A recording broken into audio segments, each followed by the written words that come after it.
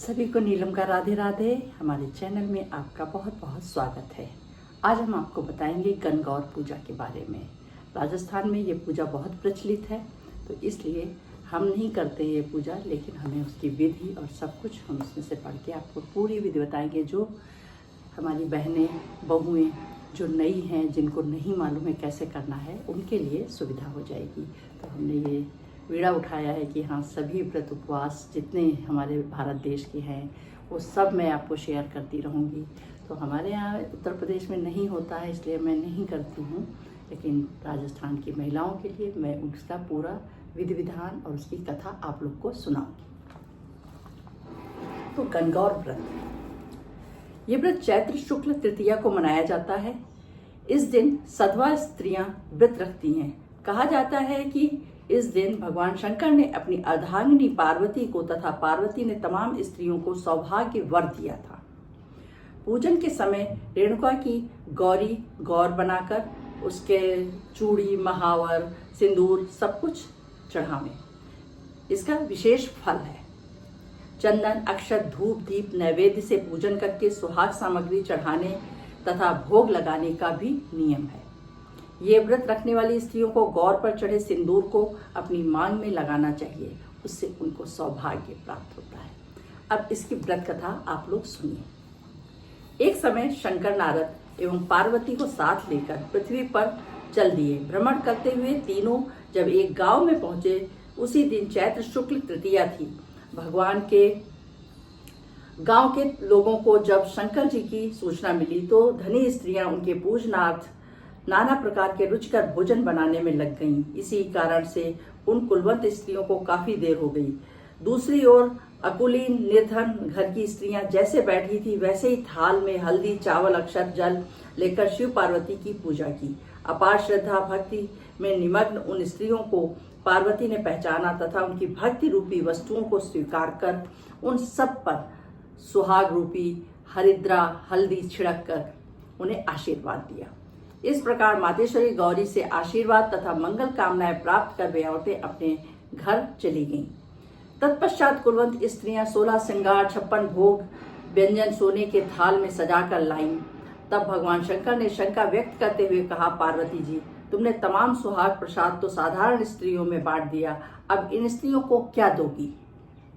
पार्वती जी ने कहा, आप उनकी बात छोड़ दें। उन्हें ऊपरी पदार्थों से निर्मित रस दिया है, इसलिए उनका सुहाग अक्षुण्य रहेगा, परंतु इन स्त्रियों को मैं अपनी अंगुली चीरकर रक्त सुहाग रस दूंगी, जो मेरे समान ही सौभाग्यशालिनी बन जाएंगे। अस्तु, जब कुलीन स्त्रियां शिव पार्वती का पूजन कर चुकी तो देवी पार्वती ने अपनी अंगुली चीरकर उसके रक्त को उनके ऊपर छिड़क दिया और कहा, तुम सब वस्त्र आभूषणों का परित्याग कर माया मोह से रहित हो तथा तन मन धन से पति सेवा करने का तुम्हें अखंड सौभाग्य प्राप्त हो। भवानी का ये आशीर्वाद सुनकर तथा प्रणाम करके कुलीन स्त्रियां भी अपने अपने घर लौट आईं तथा पति परायण बन गईं।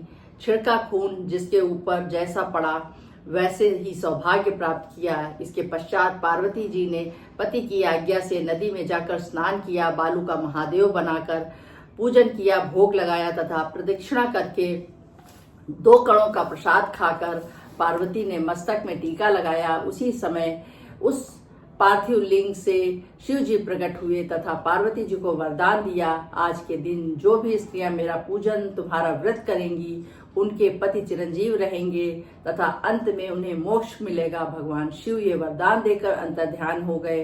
तत्पश्चात पार्वती जी ने नदी तट से चलकर उस स्थान पर आई जहां पर पतिदेव तथा ऋषि प्रवर नारद को छोड़कर गई थी। अतः शिव ने विलंब का कारण पूछा तो इस पर पार्वती ने उत्तर दिया, मेरे भाई भावज नदी के किनारे मिल गए थे। उन्होंने मुझे दूध भात खाने तथा ठहरने का आग्रह किया, इसी कारण से नाथ मुझे आने में थोड़ी देर लग गई है। ऐसा सुनकर अंतर्यामी भगवान शंकर स्वयं दूध भात खाने के लिए चले गए। पार्वती जी ने जब समझा कि ढोल का पोल खुल जाएगा तो अधीर होकर पति से प्रार्थना करने लगी। शंकर के पीछे पीछे चलती पार्वती ने जब नदी की ओर अवलोकन किया तो देखा कि एक सुंदर माया का महल दिखाई दिया, जिसमें शिव जी के साले तथा सलहेज विद्यमान थे। ये लोग जब वहां पहुंचे तो उन लोगों ने अगवानी तथा स्वागत सत्कार किया। 2 दिन तक तीनों ने वहां आतिथ्य ग्रहण किया। तीसरे दिन सुबह पार्वती के द्वारा चलने के आग्रह को ठुकरा दिया। इससे देवी काफी कुपित हुई तथा अकेली ही चल पड़ी। मजबूर होकर महादेव को उनका अनुसरण करना पड़ा। नारद भी साथ में थे। तीनों व्यक्ति चलते चलते काफी दूर निकल आए। सायंकाल होने पर शिव जी ने बहाना किया कि मैं तो तुम्हारे मायके में अपनी माला ही भूल आया हूँ। इस पर पार्वती माला लाने को तैयार हुई, किंतु शिव जी की आज्ञा से न जा सकी। नारद जी वहां गए। जाकर देखते हैं कि न कहीं महल का नामो निशान है, न कहीं माला है, वरन घोर अंधकार में नृशंस हिंसक पशु विचरण कर रहे हैं। इस अंधकारपूर्ण डरावने वातावरण को देखकर नारद बहुत आश्चर्यचकित हुए।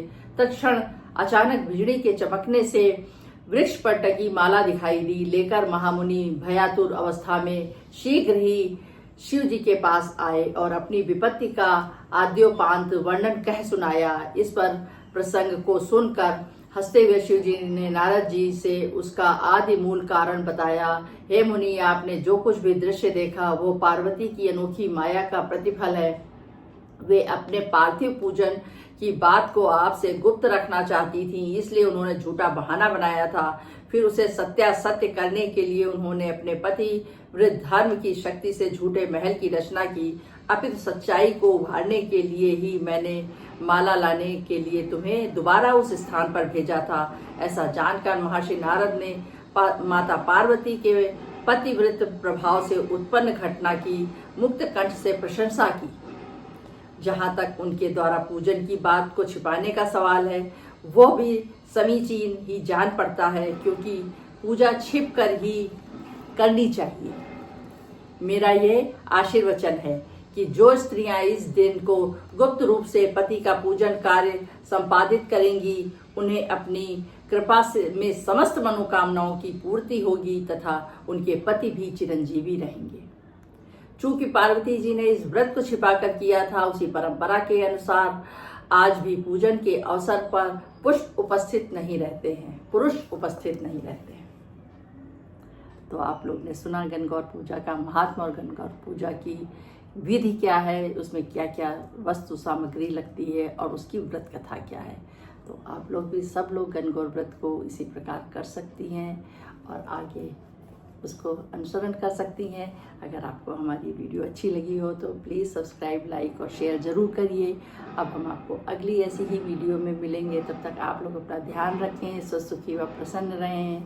जय गणगौर माता, गौरा पार्वती की जय।